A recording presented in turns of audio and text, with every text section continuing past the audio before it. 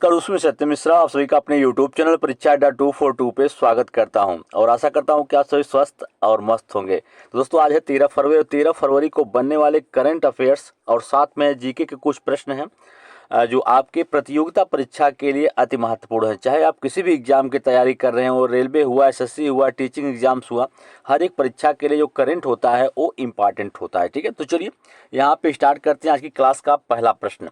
बिल्कुल पहला प्रश्न आपके सामने स्क्रीन पे है कि पहला प्रश्न है कि बेंगलुरु में एशिया के सबसे बड़े एरो इंडिया शो 2025 का उद्घाटन जो है वो किसने किया। बहुत अच्छा प्रश्न है दोस्तों, आपके परीक्षा में आ सकता है कि बेंगलुरु में अभी हाल ही में एशिया के सबसे बड़े एरो इंडिया शो का उद्घाटन जो है वो किसने किया है। अमित शाह, डॉक्टर जितेंद्र सिंह, राजनाथ सिंह या पीयूष गोयल। तो बिल्कुल बेंगलुरु में एशिया के सबसे बड़े एरो शो एरो इंडिया 2025 का उद्घाटन जो है किसने किया है, तो राजनाथ सिंह इसका राइट जवाब होगा। किसने किया है, राजनाथ सिंह के द्वारा इसका उद्घाटन जो है फिलहाल किया गया है। ठीक है, तो चलिए यहाँ पे आगे जानते हैं हम कि राजनाथ सिंह कौन है भैया। बिल्कुल जान लीजिए कि रक्षा मंत्री है राजनाथ सिंह ने एरोस्पेस और रक्षा प्रदर्शनी के 15वें संस्करण का उद्घाटन किया। अभी हाल ही में जो हुआ है वो 15वां संस्करण का जो है उद्घाटन इनके द्वारा जो है फिलहाल किया गया।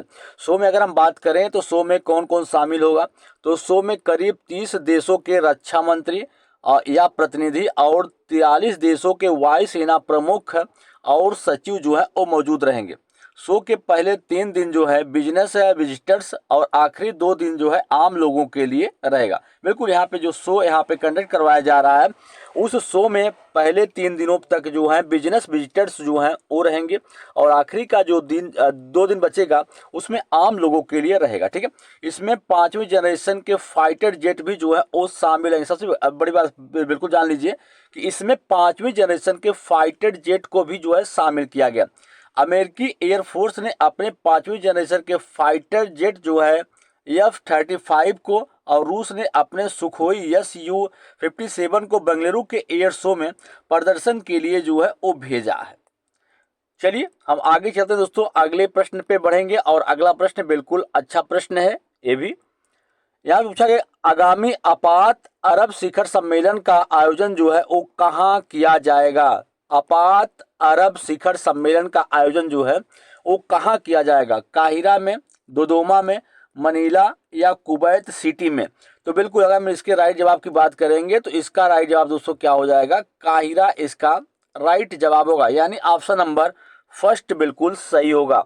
चलिए हम आगे चलते हैं। यहाँ कहा गया कि मिस्र ने 27 फरवरी को एक आपातकालीन अरब शिखर सम्मेलन के आयोजन की जो है घोषणा की है, जिसमें गाजा पट्टी के फलस्तीन के पुनर्वास को लेकर ट्रंप के प्रस्ताव पर चर्चा की जाएगी।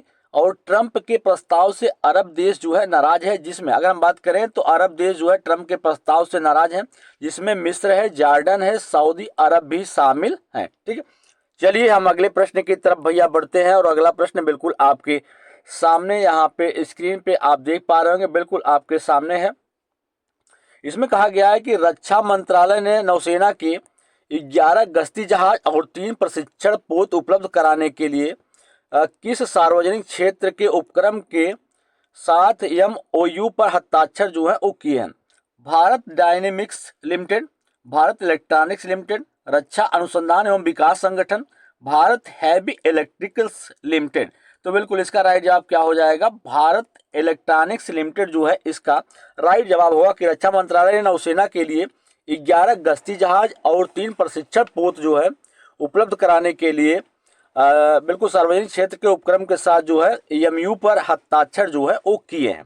चलिए हम आगे चलते हैं और यहाँ पे देखते हैं कि रक्षा मंत्रालय ने 8 फरवरी 2025 को भारतीय सेना के इस्तेमाल हेतु 11 नई पीढ़ी के अपतटीय गश्ती पोतों और 3 कैडेट प्रशिक्षण जहाजों के लिए 28 EON 51 प्रणालियों की खरीद के उद्देश्य से नई दिल्ली में भारत इलेक्ट्रॉनिक लिमिटेड के साथ एक अनुबंध पर हस्ताक्षर जो है वो किए हैं।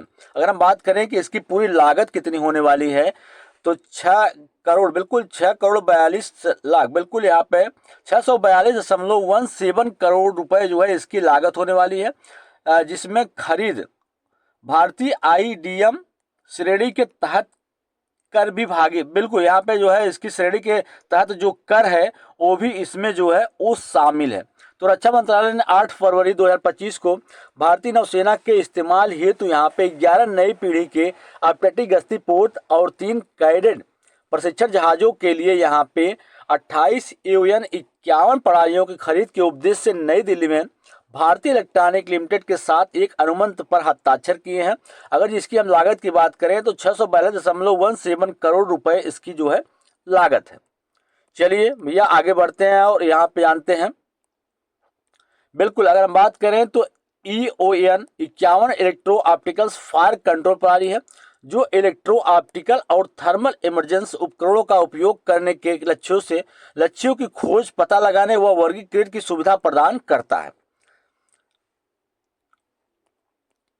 चलिए बिल्कुल हम अगले प्रश्न की तरफ बढ़ चुके हैं और अगला प्रश्न है करंट अफेयर्स का आर्टिफिशियल इंटेलिजेंस। बिल्कुल इस समय जो है बिल्कुल ट्रेंडिंग में चल रहा है और आर्टिफिशियल इंटेलिजेंस पर 2 दिन का सम्मेलन जो है कहाँ शुरू हुआ है, पेरिस, लंदन, नई दिल्ली या बीजिंग में। तो आर्टिफिशियल इंटेलिजेंस की बात करें तो आर्टिफिशियल इंटेलिजेंस पर अभी हाल ही में 2 दिन का सम्मेलन कहाँ पे शुरू हुआ है, तो इसका राइट जवाब दोस्तों क्या हो जाएगा, नई दिल्ली होगा। कहाँ पे, नई दिल्ली में जो है फिलहाल शुरू हुआ है। तो प्रधानमंत्री नरेंद्र मोदी 10 फरवरी 2025 को फ्रांस की 2 दिवसीय आधिकारिक यात्रा पर पहुंचे। यह फ्रांसीसी राष्ट्रपति एमुअल मैक्रों के साथ AI एक्शन शिखर सम्मेलन की सह अध्यक्षता करेंगे जो पेरिस के ग्रैंड पैलेस में आयोजित होगा। बिल्कुल दोस्तों कहाँ पे आयोजित किया जाएगा, पेरिस में। बिल्कुल इसका राइट जवाब सॉरी यहाँ पे इसका आर्टिफिशियल इंटेलिजेंस AI पर 2 दिन का सम्मेलन जो है कहाँ शुरू हुआ है, तो पेरिस। इसका राइट जवाब दोस्तों क्या हो जाएगा, पेरिस में जो है वो शुरू हुआ है। बिल्कुल राइट जवाब होगा पेरिस में शुरू हुआ है। वह फ्रांसीसी राष्ट्रपति एमुअल मैक्रों के साथ AI एक्शन शिखर सम्मेलन की सह अध्यक्षता करेंगे जो पेरिस के ग्रैंड पैलेस में आयोजित किया जाएगा।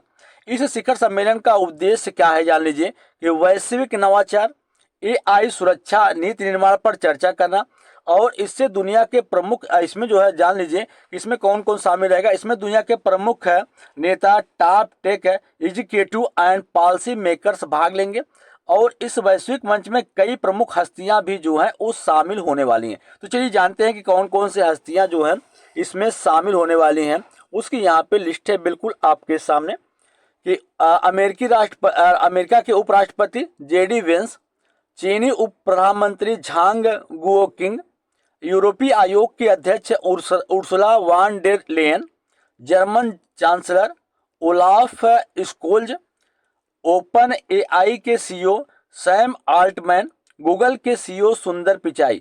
तो ये कुछ महान हस्तियां हैं जो कि इस AI शिखर सम्मेलन में जो है वो शामिल होने वाली हैं।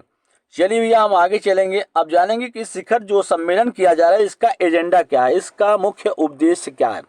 तो जान लीजिए कि AI से जुड़ी जोखिम और साइबर सुरक्षा चुनौतियों पर चर्चा होगा। AI संचालित नौकरियों और निवेश की संभावनाओं पर जो है ध्यान दिया जाएगा। AI के नैतिक दायित्व और इसके प्रावधानों पर विमर्श किया जाएगा और AI के उपयोग के लिए अंतर्राष्ट्रीय नियम और नीतियां जो हैं यहाँ पे जो है वो तय की जाएंगी। तो इस शिखर सम्मेलन में इन सब एजेंडों पर जो है फिलहाल बात किया जाएगा। चलिए भैया हम आगे चलेंगे और यहाँ पे अगला प्रश्न है आपके सामने हाल ही में किस देश के शोधकर्ताओं ने ऑटिज्म से संबंधित मस्तिष्क गतिविधियों की खोज की है। हाल ही में किस देश के शोधकर्ताओं ने ऑटिज्म से संबंधित मस्तिष्क गतिविधियों की खोज की है, साउथ कोरिया, जापान, इजराइल, चीन। तो इसका राइट जवाब दोस्तों क्या हो जाएगा, इसका राइट जवाब होगा यहाँ पे भैया इजराइल। इजराइल इसका राइट जवाब होगा, ऑप्शन नंबर 3 बिल्कुल सही होगा। चलिए हम आगे बढ़ते हैं और इसके बारे में थोड़ा डिटेल जानने की कोशिश करते हैं बिल्कुल डिटेल में कि ऑटिज्म है क्या। बिल्कुल अगर हम बात करें तो ऑटिज्म से जुड़ी मस्तिष्क गतिविधियों की खोज इजराइल के शोधकर्ताओं ने की है। यह खोज ऑटिज्म जैसी सामाजिक विकारों के इलाज में फायदेमंद साबित हो सकती। खोज करने की विधि जान लीजिए कि इजराइल के हैफा यूनिवर्सिटी के शोधकर्ताओं ने चूहों पर रिसर्च किया है। किस पे रिसर्च किया गया है, इस रिसर्च को चूहों के ऊपर जो है फिलहाल किया गया। उन्होंने पता लगाया कि मीडियन प्रीफ्रंटल कॉर्टेक्स के प्रीलिम्पिक भाग में मौजूद न्यूरॉन्स दूसरे चूहों के भावनात्मक स्थिति पर कैसे प्रतिक्रिया जो है वो करते हैं। उन्होंने पता लगाया कि न्यूरॉन्स तनावग्रस्त और शांत चूहों के प्रति अलग तरह से जो है व्यवहार करते हैं। उन्होंने पाया कि जब ईएमपीएफई की तंत्रिका गतिविधियों में खराबी आ जाती है तो चूहे अपने भावनात्मक स्थितियां पहचानने में जो है वो असमर्थ हो जाते हैं। मतलब जो उनकी भावनात्मक स्थितियां होती हैं उसको पहचान नहीं पाते हैं। चलिए भैया हम आगे चलेंगे और अगले प्रश्न को जानेंगे। यहाँ पे ये फरवरी 2025 में महाकुंभ मेले के दौरान त्रिवेणी संगम पर पवित्र स्नान करने वाले भारत के राष्ट्रपति कौन हैं? राजनाथ सिंह कोविंद, द्रौपदी मुर्मू, प्रणब मुखर्जी, राजेंद्र प्रसाद। तो अगर हम जाने कि फरवरी 2025 में महाकुंभ मेले के दौरान त्रिवेणी संगम, दोस्तों आपसे बताया कि महाकुंभ मेला लगा हुआ है प्रयागराज संगम में और वहाँ पे नहाने वालों की बिल्कुल वहाँ पे भीड़ उमड़ चुकी है। बिल्कुल अगर हम कहें तो वहाँ पे माहौल बहुत ही कहें बेहतरीन है, क्योंकि वहाँ पे हर कोई जो है वो जाना चाहता है और वहाँ पे स्नान जो है फिलहाल करना चाहता है। ठीक है, बिल्कुल अगर हम बात करें तो महाकुंभ जो है 144 साल बाद लगा हुआ है और हर किसी को जो है वहाँ पे जाके स्नान फिलहाल जो है जरूर करना चाहिए। तो बिल्कुल अगर हम बात करें तो यहाँ पे फरवरी 2025 में महाकुंभ मेले के दौरान त्रिवेणी संगम पर पवित्र स्नान करने वाले भारत के राष्ट्रपति जो है कौन है? द्रौपदी मुर्मू जो है ये राष्ट्रपति हैं। बिल्कुल अगर हम आगे जानते हैं कि राष्ट्रपति द्रौपदी मुर्मू ने सोमवार को प्रयागराज मेले के दौरा किया और त्रिवेणी संगम में पवित्र जो है फिलहाल पवित्र स्नान करा और स्नान करने के बाद उन्होंने त्रिवेणी संगम में पूजा अर्चना की जो गंगा यमुना सरस्वती, बिल्कुल त्रिवेणी जो संगम है वो गंगा यमुना और सरस्वती का जो है संगम है, अर्थात 3 नदियों का मिलाप है। इससे पहले उत्तर प्रदेश के मुख्यमंत्री योगी आदित्यनाथ और राज्यपाल जो है आनंदीबेन पटेल ने प्रयागराज पहुंचने पर राष्ट्रपति का जो है आगमन किया, अर्थात उनका जो है स्वागत किया। चलिए आगे चलेंगे हम और यहाँ पे आगे जानेंगे कि भारत ऊर्जा सप्ताह 2025 कहाँ शुरू हुआ है? जयपुर, कटक, नई दिल्ली, लखनऊ। तो भारतीय ऊर्जा सप्ताह जो है कहाँ पे शुरू किया गया है? बिल्कुल नई दिल्ली में जो है इसकी शुरुआत जो है वो की गई है। बिल्कुल अगर हम यहाँ पे जानते हैं तो कहाँ पे कि भारतीय ऊर्जा सप्ताह 2025 का आयोजन भारत के जीवंत राजधानी नई दिल्ली में विश्व स्तरीय स्थल भूमि जो है Yasho Bhoomi India International Convention and Expo Centre में जो है इसका किया जाएगा। दिल्ली गुड़गांव की सीमा पर जो है स्थित है और नई दिल्ली के द्वारिका में स्थित है यश भूमि भारत का सबसे बड़ा सम्मेलन और प्रदर्शनी जो है वो केंद्र है। और यश भूमि एक अत्याधुनिक सम्मेलन और प्रदर्शनी सुविधा है जिसे बड़े पैमाने पर अंतर्राष्ट्रीय आयोजनों के लिए डिजाइन किया गया। एक विशाल क्षेत्र में फैला यह स्थल अत्याधुनिक बुनियादी ढांचा, असाधारण सेवाएं और निर्बाध कनेक्टिविटी प्रदान करता है, जो इसे भारत ऊर्जा सप्ताह 2025 की मेजबानी के लिए जो है बिल्कुल आदर्श जो है वो बनाता है। ठीक है, चलिए अगले प्रश्न पे यहाँ पे पहुंच चुके हैं और अगला प्रश्न है कि केंद्रीय मंत्रिमंडल ने राष्ट्रीय सफाई कर्मचारी आयोग एनसीएसके के कार्यकाल को कितने वर्षों के लिए बढ़ाने की मंजूरी दी है? 2 वर्ष, 3 वर्ष, 4, 5। तो बिल्कुल अगर हम इसके राइट जवाब की बात करते हैं तो इसका राइट जवाब क्या हो जाएगा? 3 वर्ष बिल्कुल सही राइट जवाब होगा। चलिए हम डिटेल में जानते हैं इसको थोड़ा से। यहाँ पे है बता दें सभी को आयोग का वर्तमान कार्यकाल जो है 31 मार्च को समाप्त होना था। अब राष्ट्रीय सफाई कर्मचारी आयोग एनसीएसके के कार्यकाल को 31 मार्च 2028 तक बढ़ा दिया गया। पूछ सकता है कि अब राष्ट्रीय सफाई कर्मचारी आयोग का जो कार्यकाल है वो कब तक के लिए बढ़ा दिया गया? तो बिल्कुल जान लीजिए कि 31 मार्च 2028 तक जो है वो बढ़ा दिया गया। और यह आयोग सामाजिक न्याय अधिकारिता मंत्रालय के तहत जो है काम करता है, जिसका उद्देश्य देश भर में मैनुअल स्क्वेवेजिंग पर रोक लगाने वाले कानून के प्रावधानों को जो है वो लागू करना है। चलिए आगे चलेंगे और बिल्कुल यहाँ पे जानेंगे कि एनसीएसके के 3 साल के विस्तार का कुल वित्तीय जो प्रभाव पड़ने वाला है 50.91 करोड़ रुपए का। इससे सफाई कर्मचारियों के सामाजिक आर्थिक उत्थान में मदद मिलेगी और सफाई क्षेत्र में काम करने की स्थितियों में भी क्या होगा? सुधार आएगा। चलिए आगे चलते हैं, प्रश्न देखते हैं अगला करंट का कि नई दिल्ली के एम्स में देश के पहले स्वदेश स्वचालित जैव अपशिष्ट कचरा निस्तारण उपकरण सृजनम का शुभारंभ जो है वो किसने किया है? पीयूष गोयल, डॉक्टर जितेंद्र सिंह ने, अनुप्रिया पटेल ने, मनसुख मंडालिया। तो अगर हम इसके राइट जवाब की बात करते हैं कि नई दिल्ली के एम्स में देश के पहले स्वदेशी स्वचालित जैव अपशिष्ट कचरा निस्तारण उपकरण सृजनम का, बिल्कुल अगर हम इसके नाम की बात करते हैं तो स्वदेशी स्वचालित जैव अपशिष्ट कचरा निस्तारण उपकरण जो है उसका नाम क्या रखा गया है, उसका नाम है सृजनम। और इसका शुभारंभ जो है किसने किया है, डॉक्टर जितेंद्र सिंह ने जो है इसका फिलहाल जो है वो शुभारंभ जो है वो किया है। ठीक है, डॉक्टर जितेंद्र सिंह ने एम्स दिल्ली में स्वदेशी स्वचालित जैव अपशिष्ट कचरा निस्तारण उपकरण का जो है वो शुभारंभ किया है।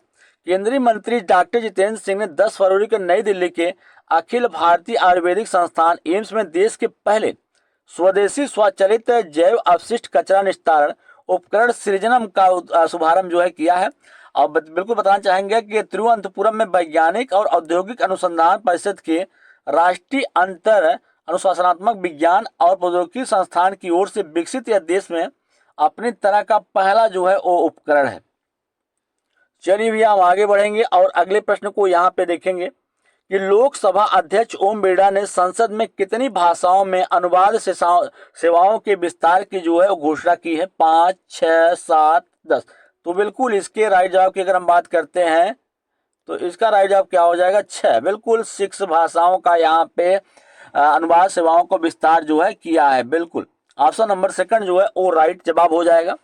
चलेंगे आगे और यहाँ पे जानेंगे कौन कौन सी वो 6 भाषाएं हैं। तो बिल्कुल जान लीजिए कि जो 6 भाषाएं हैं, बोडो है, मैथिली है, डोगरी है, मणिपुरी है, संस्कृत है और उर्दू है। ठीक है, तो ये 6 भाषाएं हैं जिसको लोकसभा अध्यक्ष ओम बिरला ने संसद में 6 नई भाषाओं में अनुवाद सेवा के विस्तार की जो है फिलहाल घोषणा की है।